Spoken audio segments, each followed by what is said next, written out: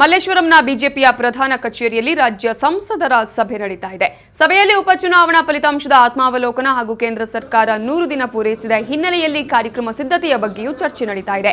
ಸಭೆಯಲ್ಲಿ ಬಿಜೆಪಿ ರಾಜ್ಯಾಧ್ಯಕ್ಷ ಪ್ರಹ್ಲಾದ್ ಜೋಶಿ, ಮಾಜಿ ಮುಖ್ಯಮಂತ್ರಿ ಬಿಎಸ್ ಯಡಿಯೂರಪ್ಪ ಸೇರಿದಂತೆ ಲೋಕಸಭೆ ಮತ್ತು ರಾಜ್ಯಸಭೆಯ ಸದಸ್ಯರು ಉಪಸ್ಥಿತರಿದ್ದಾರೆ.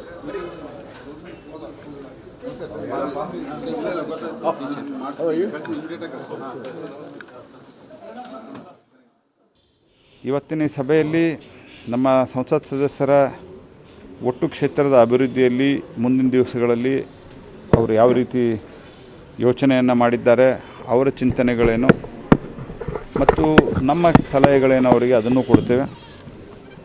ನಾವು ಇದೊಂದು interactive session, more than that. ಅದರ ಜೊತೆಗೆ ಅವರನ್ನು ಹೇಗೆ ಸಂಘಟನೆಗೆ ಬಳಸಿಕೊಳ್ಬೋದು ಅನ್ನುವಂಥದ್ರ ಬಗ್ಗೆಯೂ ನಾವು ಚಿಂತನೆಯನ್ನು ಮಾಡ್ತೀವಿ. ಅವ್ರ ಜೊತೆಗೂ ಚರ್ಚೆ ಮಾಡ್ತೀವಿ. ಪಕ್ಷವನ್ನು ಕೆಳಮಟ್ಟದಲ್ಲಿ ಬಲಪಡಿಸೋದರಲ್ಲಿ ಸಂಸತ್ ಸದಸ್ಯರ ಬಗ್ಗೆ, ಅವರ ಪಾತ್ರದ ಬಗ್ಗೆ ನಾವು ಚರ್ಚೆಯನ್ನು ಮಾಡ್ತೇವೆ. ನಿಮಗೆ ಕುತೂಹಲ ಇರುವಂಥ ಉಪಚುನಾವಣೆ ಬಗ್ಗೆನೂ ನಾವು ಅವರ ಫೀಡ್ಬ್ಯಾಕ್ ತೆಗೆದುಕೊಳ್ತೇವೆ. ಆದರೆ ನಾನು ಈಗಾಗಲೇ ಪ್ರತಿಕ್ರಿಯೆ ವ್ಯಕ್ತಪಡಿಸಿದ್ದೇನೆ. ಅದರ ಬಗ್ಗೆ ನಮ್ಮ ಕಾಲದಲ್ಲಿಯೂ ನಮ್ಮ ಅಧಿಕಾರದ ಅವಧಿಯಲ್ಲಿಯೂ ನಾವು ಉಪಚುನಾವಣೆ ಮಾಡಿದ್ವಿ. ಈ ಬಗ್ಗೆ ಮಾಹಿತಿ ಕೊಡೋದಕ್ಕೆ ನಮ್ಮ ರಿಪೋರ್ಟರ್ ವೀರೇಂದ್ರ ಉಪ್ಪುಂದ ಈಗ ಬಿಜೆಪಿಯ ಕಚೇರಿಯಿಂದ ನೇರ ಸಂಪರ್ಕದಲ್ಲಿದ್ದಾರೆ. ವೀರೇಂದ್ರ, ಈಗಾಗಲೇ ರಾಜ್ಯ ಸಂಸದರ ಸಭೆ ನಡೀತಾ ಇದೆ. ಈ ಸಭೆಯಲ್ಲಿ ಚರ್ಚಿತ ಆಗಿದ್ದಂತಹ ಪ್ರಮುಖ ವಿಷಯಗಳು ಏನೇನು?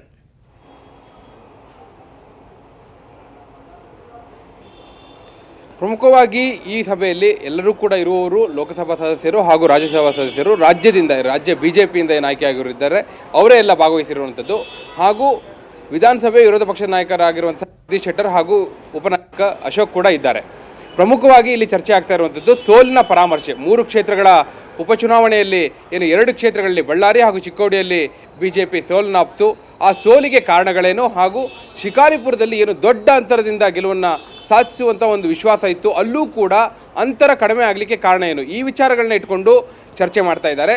ಜೊತೆಗೆ ಒಂದು ಅರಿವಾಗಿದೆ ಬಿಜೆಪಿಗೆ, ರಾಜ್ಯ ಬಿಜೆಪಿಗೆ, ಏನಂದರೆ ಹಿಂದೆ ಲೋಕಸಭಾ ಚುನಾವಣೆಯಲ್ಲಿ ಏನು ಗೆಲುವು ಲಭಿಸಿತ್ತು, ಆ ಗೆಲುವು ನರೇಂದ್ರ ಮೋದಿಯವರಿಂದಾಗಿ ಲಭಿಸಿರುವಂಥ ಗೆಲುವಾಗಿರೋದ್ರಿಂದ ಈ ಫಲಿತಾಂಶದಲ್ಲಿ ನರೇಂದ್ರ ಮೋದಿಯವರನ್ನ ಹೆಸರನ್ನು ನಾವು ಹೆಚ್ಚು ಬಳಸ್ಕೊಳ್ಳಿಲ್ಲ, ಅದನ್ನು ಬಳಸ್ಕೊಳ್ಬೇಕಾಗಿತ್ತು ಅನ್ನೋ ಒಂದು ಅರಿವು ಆಗಿದೆ ಬಿಜೆಪಿಗೆ.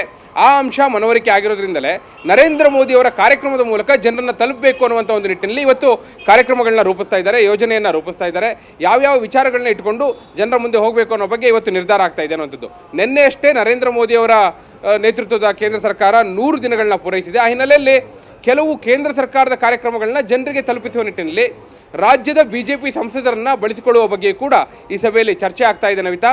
ಹಾಗೆ ಈಗಾಗಲೇ ಒಂದು ಕಾರ್ಯಕ್ರಮವನ್ನು ಏನು ಘೋಷಣೆ ಮಾಡಿದ್ದಾರೆ ನರೇಂದ್ರ ಮೋದಿಯವರು, ಜನಧನ ಅನ್ನುವಂಥದ್ದು.